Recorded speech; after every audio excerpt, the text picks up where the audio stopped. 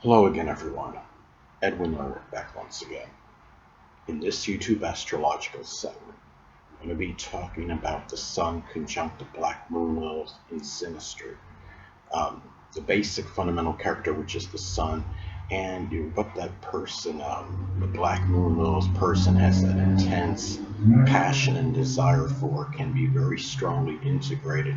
Even the very strong negative manifestation of the Black Moon Lilith person, that can be very integrated with the energy of the Sun individual, as far as the negative characteristics of the Sun person may go. They may be very similar, and the thing about it is, you have to they're in the same sign more so, but you could still have a very intense, could be an erotic connection, even if they're in different, Sun, Black Moon, both are in different signs, and you have a conjunction.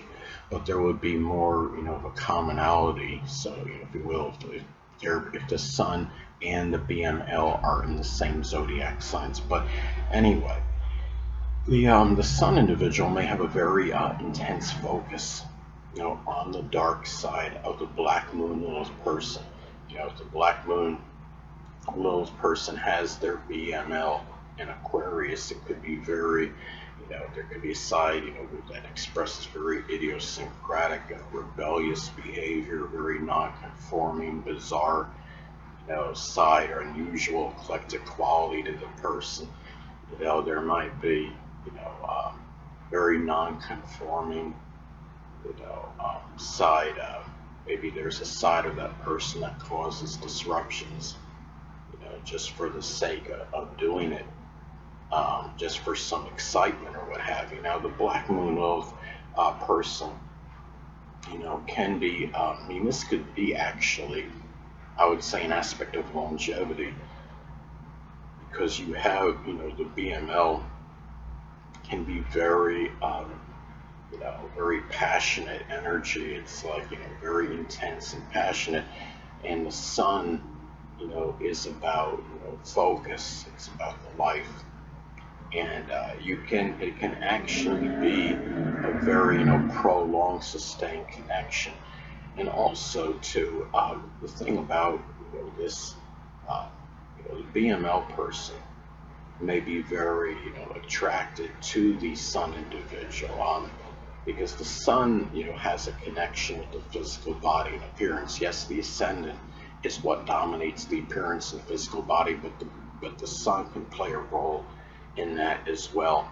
And these people may put a lot of, attention and focus on one another.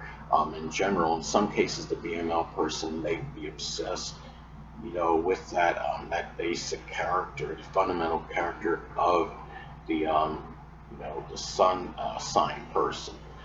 It could be a connection with the physical body to some degree, and in some instances, you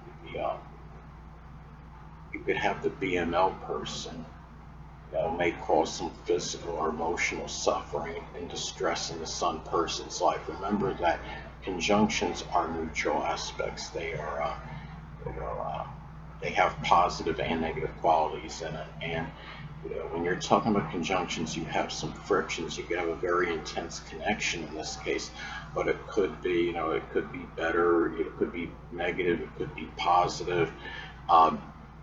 Another thing about this synastry aspect is that the Sun person may be cognizant. Remember, the Sun is about, awareness and the conscious energy. Sun person may be cognizant of what, the BML person may be suppressing or hiding. If the BML person has their Black Moon Lilith in Leo, as an example, it could be a very, domineering or arrogant side to the person. Somebody with the Black Moon Lilith in Leo, may not want children because they may feel that they're going to steal the spotlight from them, so to speak, and they'll be getting more attention than the BML person. The BML person may be averse to having children, as a BML And the Leo person may be averse to having children as a result of that, as an example. And another thing too about this synastry aspect is that the sun person may shine the light, so to speak, on what puts that BML individual in a strong state of fright or trepidation. If the person has their Black Moon Lilith in Aries, it could be just simply taking leadership ability or expressing not just leadership prowess and ability, but it could also be expressing pioneering energy, letting their innovative self, their ideas come out and be expressed to others. It could be a person that may either have they may have trouble expressing aggression as well and assertiveness. But when you have the BML and Aries, it could also be those qualities that come out. The acrimonious energy could really have a negative effect on the person, though. So those are some ways that could manifest. But anyway, another thing is that the sun person may play a provocative role in the BML person's life, and in some instances the BML person may cause may depart the sun person's life after getting what he or she may want from that person.